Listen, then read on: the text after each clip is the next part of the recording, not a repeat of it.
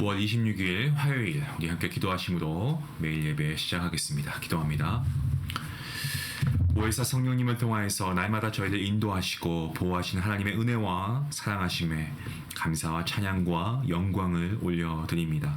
저희 안에 항상 내주하시는 성령 하나님의 인도하심을 따라 오늘도 저희가 매일 예배를 통하여 주님의 말씀 앞에 나아갑니다. 하나님, 이 시간 하나님께서 예배 중에 함께 하시는 줄 믿습니다. 예배 가운데 하나님의 사랑과 은혜가 충만케 하시고 또 함께 예배하는 무리가 있다면 성도의 교제로 사랑을 실천하는 은혜로운 매일 예배가 될 수 있도록 하나님 함께 해 주시옵소서. 부족하고 연약한 심령입니다. 주님께 나아갑니다. 하나님의 능력으로 채워주시고 정말 승리자의 반열에 서게 하여 주시옵소서. 의심 많은 도마처럼 하나님의 동행하심을 순간순간 의심하는 아버지 저희를 주님께서 용서하여 주시고 정말 반석과 같은 믿음의 주님의 자녀가 될 수 있도록 하나님 우리를 붙잡아 주시옵소서. 우리의 삶이 정말 예수 그리스도를 닮아가길 원합니다. 예수님의 성품과 예수님의 인격을 우리가 날마다 본받아서 새로워지는 우리의 모습이 될 수 있도록 도와주시옵소서. 육신적인 욕심에 이끌리는 생활이 되지 않게 하시고 정말 믿음과 인내함과 성실함으로 하나님의 말씀을 우리가 실천할 수 있는 성숙한 믿음의 소유자들이 될 수 있도록 하나님 함께 하여 주시옵소서. 이웃에게 복음을 전할 수 있는 믿음도 주시고 우리의 자녀에게, 우리의 남편에게, 우리의 아내에게, 우리의 부모에게, 우리의 친구에게, 우리의 친척에게 우리가 이 말씀을 우리가 함께 나누는 것을 두려워하지 않게 하시고 아버지 증거되는 말씀이 그들로 하여금 설득되게 하셔서 우리의 부족한 입술을 통하여서 복음이 들려질 때에 변화받게 하시고 말씀을 붙들고 주님을 영접할 수 있는 놀라운 역사가 있게 허락하여 주시옵소서. 주님만을 의지할 수 있게 원합니다. 주님만을 순종하게 할 수 있게 원합니다. 하나님, 그러한 우리가 될 수 있도록 오늘 말씀을 통하여서 우리에게 귀한 은혜 허락하여 주시옵소서. 육신이 연약하고 또 아버지 여러 가지 일들로 힘들어하고 어려워하고 있는 가정들이 있습니까? 주님 함께 하시고 찾아가 주시고 위로하시고 회복해 하시고 주님께서 함께 동행하여 주시옵소서. 감사하며 예수님의 이름으로 기도합니다. 아멘. 찬송가 424장 함께 하시겠습니다.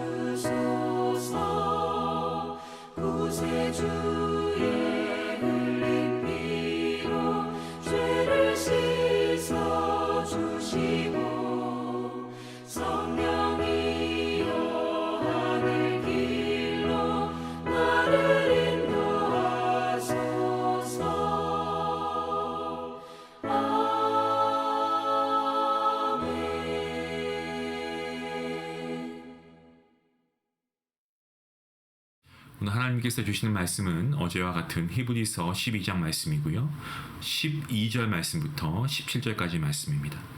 히브리서 12장 12절부터 17절까지의 말씀. 길지 않은 말씀인데요. 우리 늘 함께 해왔던 것처럼 한 목소리로 말씀을 읽도록 하겠습니다. 함께 봅니다. 그러므로 피곤한 손과 연약한 무릎을 일으켜 세우고 너희 발을 위하여 곧은 길을 만들어 저는 다리로 하여금 어그러지지 않고 고침을 받게 하라. 모든 사람과 더불어 화평함과 거룩함을 따르라. 이것이 없이는 아무도 주를 보지 못하니라. 너희는 하나님의 은혜에 이르지 못하는 자가 없도록 하고 또 쓴 뿌리가 나서 괴롭게 하여 많은 사람이 이로 말미암아 더럽게 되지 않게 하며 음행하는 자와 혹 한 그릇 음식을 위하여 장자의 명분을 판 에서와 같이 망령된 자가 없도록 하라.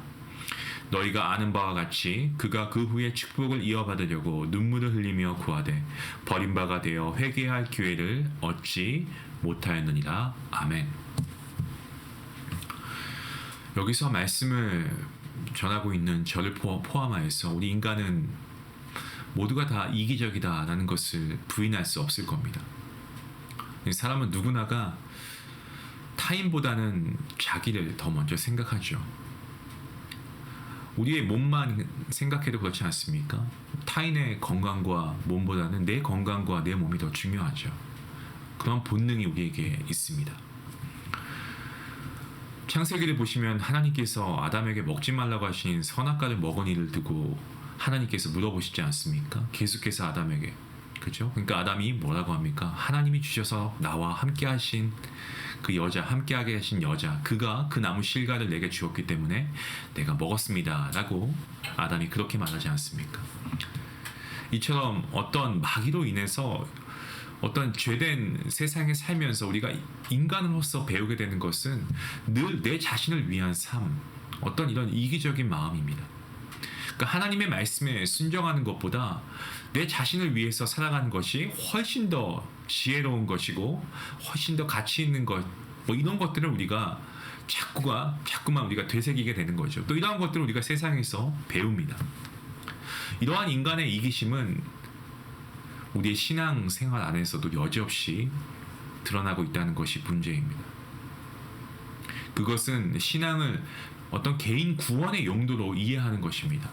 무슨 말씀이냐면, 그러니까 내 구원을 위해서 하나님을 믿는 것이고 내가 좀 축복받고 잘되기 위해서 하나님을 믿는 것입니다. 이러한 분들에게 두려움은 무엇일까요?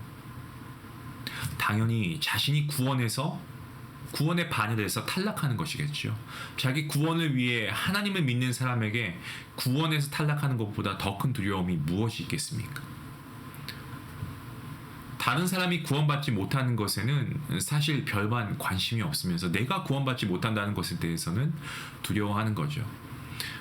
물론 어떻게 생각하면 당연한 것이 아닌가 여겨질 수 있지만 당연하다라는 생각이 드는 것도 우리 자신들도 이기적인 신앙에 묻혀 있기 때문이 아닐까요? 여전히 우리가 예수님을 믿고 우리가 구원받았다라고 하지만 여전히 우리는 나를 위한 신앙에서 벗어나지 못하고 있다는 겁니다. 이처럼 이기적인 신앙에 머물고 있는 우리에게 이 본문에서 말하는 두려움은요, 사실 우리 마음에 쉽게 와닿지 않는 내용이기도 합니다. 본문에서는 몇 가지 두려움에 대해서 말하고 있습니다. 첫 번째는 하나님의 은혜에 이르지 못하는 자가 있는가 두려워하라 라고 하고 있고요. 또 하나는 괴로움으로 인해서 많은 사람이 더러움을 입을까 두려워하라 라고 하고 있습니다. 또 한 가지 두려워해야 할 것인데 그것은 장자의 명분을 판 에서와 같이 이 망령된 자가 있을까 두려워하라 라고 이렇게 히브리서 저자가 얘기하고 있습니다. 이러한 두려움들은 내가 그렇게 될까 두려워하라는 것이 아니고 타인이 그렇게 될 것을 두려워하라라는 것으로 히브리서 저자가 말하고 있죠.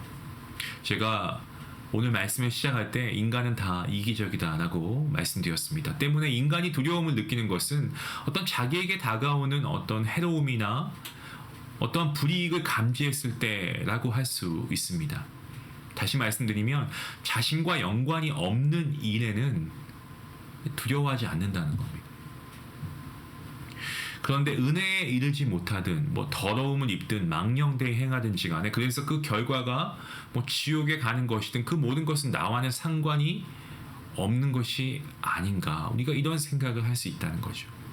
그러니까 타인이 은혜에 이르지 못한다고 해서 내가 지옥 가는 것은 아니다라는 생각을 사실 누구나 쉽게 가질 수 있기 때문에 타인에 대한 신앙 문제를 두고 내가 두려워하는 것은 아주 생소한 것으로 우리에게 다가오는 것이 사실입니다. 사실 이것을 우리가 안다고 해도 우리가 좀 의도적으로 두려워하려고 해도 이게 사실 잘 안 되는 거 아니겠습니까? 자, 그런데 히브리서 기자는 왜 이런 두려움에 대해서 지금 말하고 있는 것일까요? 먼저 생각해야 하는 것은 하나님께서 자기 백성을 택하시고 부르신 하나님의 일입니다. 우리는 우리가 성도된 것을 하나님의 부르심으로 말미암은 것으로 믿습니다. 하나님의 은혜로 하나님이 우리를 성도로 불러주신 겁니다. 그러면 하나님께서는 아무런 쓸모없는 우리를 택하시고 부르셔서 성도로 살게 하시는 것일까요? 에베소서 4장 1절 말씀을 보시면 이렇게 말씀하고 있습니다. 그러므로 주 안에서 갇힌 내가 너희를 권하노니 너희가 부르심을 입은 부름에 합당하게 행하라. 이 말씀은 무엇을 말씀합니까? 하나님께서 저와 여러분을 부르신 뜻에 합당하게 살아가야 한다는 것을 말씀하고 있죠. 에베소서 1장 4절과 5절, 6절에서는 우리를 부르신 하나님의 뜻을 이렇게 말합니다. 곧 창세전에 그리스도 안에서 우리를 택하사 우리도 사랑 안에서 그 앞에 거룩하고 흠이 없게 하시려고 그 기쁘신 뜻대로 우리를 예정하사 예수 그리스도로 말미암아 자기의 아들들이 되게 하셨으니 이는 그의 사랑하시는 자 안에서 우리에게 거저 주시는 바 그의 은혜의 영광을 찬미하게 하려는 것이라. 아멘. 이 말씀을 보면 하나님께서 자기 백성을 택하시고 부르신 뜻을 하나님의 아들이신 예수 그리스도 안에서 하나님께서 거저 베푸신 은혜의 영광을 찬미하기 위해서라고 말하고 있습니다. 자, 그러면 여러분 지금 어떤 생각이 드십니까? 내가 열심히 하나님의 은혜를 찬미하면 되겠구나. 내가 하나님께 영광 돌리고 살면 되겠구나 라는 생각이 들지 않으십니까? 이러한 생각이 뭔가 놓치고 있는 게 있는데 그게 무엇일까요? 그것은 바로 성도는 이 그리스도의 몸의 관계로 하나님 앞에 세워진다는 겁니다. 다시 말씀드리면 하나님께서 부르신 이 개개인 한 사람에게서 영광의 찬미를 받고자 하시는 것이 아닌 그리스도의 몸으로부터 영광의 찬미를 받고자 하신다는 겁니다. 에베소서 4장 1절과 2절 3절 말씀에 이렇게 말씀합니다. 그러므로 주 안에서 갇힌 내가 너희를 권하노니 너희가 부르심을 입은 부름에 합당하게 행하여 모든 겸손과 온유도 하고 오래 참음으로 사랑 가운데서 서로 용납하고 평안에 매는 줄로 성령의 하나 되게 하신 것을 힘써 지키라 라고 말씀합니다. 하나님의 부르심에 합당한 행함을 서로 겸손과 온유로 대하고 사랑 가운데서 서로 용납하고 그리고 성령의 하나 되게 하신 것을 힘써 지키는 것을 말합니다. 그리고 성도는 이것으로 하나님의 은혜의 영광을 찬미하게 되는 것입니다. 여러분, 하나님의 은혜는 구원받은 우리에게 있어서는 구원의 선물입니다. 그리고 하나님의 은혜는 흠이 많은 우리를 흠 없다 하신 겁니다. 죄 많고 더러운 우리를 가리켜서 거룩하다라고 하신 겁니다. 아무런 조건도 없이 우리에게 구원을 허락하신 것입니다. 이러한 은혜, 우리가 어떻게 이 은혜를 찬미해야 할까요? 사도 바울은 이것을 그리스도의 몸의 관계에서 말하고 있습니다. 그리스도 안에서 한 몸의 관계로 부름받은 지체가 서로가 겸손과 온유로 행하고 오래 참음으로 사랑 가운데서 서로 용납하고 하나 되게 하신 것을 힘써 지킴으로 하나님의 은혜를 찬미하게 된다는 것입니다. 왜 그렇습니까? 내가 개인적으로 하나님의 거저 주신 은혜를 감사합니다 라는 말로는 안 되는 것일까요? 물론 개인적으로 하나님의 은혜를 얼마든지 고백하며 감사할 수 있습니다. 그럼요. 하지만 은혜의 실체는 그리스도의 몸의 관계에서 온유와 겸손으로 서로 용납하는 것으로 나타난다는 것을 우리가 기억해야 합니다. 아무리 개인적으로 은혜에 대해 고백한다고 해도 그리스도의 몸의 관계에서 온유와 겸손이 나타나지 않고 용납하는 것이 아니고 비판하고 시기하고 질투하고 판단하고 이렇게 한다면 그것은 은혜로 살아가는 것이 아닙니다. 결국 은혜는 예수 그리스도의 몸의 관계에서 그 실체가 증거되는 것입니다. 그리스도의 몸이 뜻하는 것은 무엇입니까? 그것은 그리스도 안에서는 이 나라고 하는 개인적 주체가 인정되지 않다는 것을 뜻합니다. 나 아니면 이 상대방 너 이런 것으로 존재하는 것이 아니고 지체라는 이러한 그룹으로 존재한다는 거죠. 그리고 이 지체는 서로 독립된 존재가 아니고요. 몸이라고 하는 관계에서 하나라는 의미로 모아지는 겁니다. 이것을 생각하지 않으면 그것은 그리스도의 은혜가 우리를 어디로 이끌었는가에 대해서 잘 모르고 있기 때문에 그런 것이다라고 이해할 수밖에 없죠. 은혜의 찬미는요, 나 홀로 하는 것이 아닙니다. 예수 그리스도의 몸으로서 함께 하는 것입니다. 은혜에 이르지 못한 자가 있으면 그를 잘라버리는 것이 아니고 예수님이 은혜에 이르지 못한 우리를 버리지 않으시고 계속 붙드시고 성령 하나님을 통해서 우리를 이끌어 가심으로 지금의 우리가 존재하고 있지 않겠습니까? 이런 것처럼 예수님의 그 은혜로 우리의 형제와 우리의 자매를 바라본다면 은혜에 이르지 못하는 형제 자매가 있을까 두려워하게 된다라는 겁니다. 이것이 그리스도의 은혜를 찬미하는 것입니다. 때문에 더러워지고 망령되이 행하는 모든 것이 나와 상관없는 다른 사람의 일로만 여겨진다면 그것이 곧 그리스도의 은혜를 보지 않았기 때문에 그런 것이다 라는 것을 우리가 알게 되죠. 지금 우리가 살아가고 있는 현 시대의 많은 교회들, 아니 어떻게 보면 많은 교회들로는 우리가 어울릴 수 없을 것 같아요. 정말 많다는 것보다 더 많은 것 같습니다. 수많은 교회들이 서로의 신앙을 비교하는, 경쟁하는 데만 익숙해져 있는 것 같습니다. 남보다 더 나은 신앙을 갖추는 데에만 열심을 다하고 열을 올리고 있습니다. 이러한 모습 가운데 그리스도의 몸의 관계, 찾아보기가 참 어렵습니다. 신앙에서도 타인을 이겨보려고 하는 습성을 가지고 살아가면서 다른 사람이 은혜에 이르지 못할까 두려워하겠습니까? 결국 나만 잘하면 된다는, 정말 어떻게 보면 믿음 생활하면서도 우리가 지극히 이기적인 어떤 종교적인 욕망으로만 나타나고 있지는 않습니까? 이것이 그리스도의 몸이 아니고 한낱 종교인의 모습만을 보여주는 것에 불과하다는 것, 우리가 인정하지 않을 수가 없죠. 여러분, 주님 안에서는 내가 맞고 당신은 틀렸다라는 것은 없습니다. 이것을 틀린 것을 지적함으로써 그냥 그를 누르고자 하는 것에 불과합니다. 틀린 자가 있을 때 그의 틀린 것에서 성도는 자기 자신을 발견할 수 있어야 합니다. 나와 함께하는 지체, 그가 잘못을 했을 때 그 잘못함을 통하여서 내가 내 스스로를 바라볼 수 있어야 한다는 겁니다. 나와 함께하는 형제, 나와 함께하는 자매가 나의 잘못됨을 드러내는 계시로서 존재한다는 것을 우리가 알아야 한다는 거죠. 이것이 성도의 관계이기 때문에 누군가 틀렸다 할지라도 그것을 지적해서 드러내는 일에 급급하는 것이 아니고 온유와 겸손으로 대하게 되는 것입니다. 그렇다면 은혜에 이르지 못하고 더러움을 입고 망령되이 행하는 그 모든 것도 남의 일이 아니고 결국 내 자신의 모습으로 바라보게 될 것입니다. 그리스도 안에서는 누가 잘나고 못나고 이런 거 없습니다. 죄 범한 자가 있다 해도 나는 그보다 더 나은 자가 아니다라는 것을 여러분 잊지 마시기 바랍니다. 그렇게 할 때에 온유와 겸손으로 행하게 될 것입니다.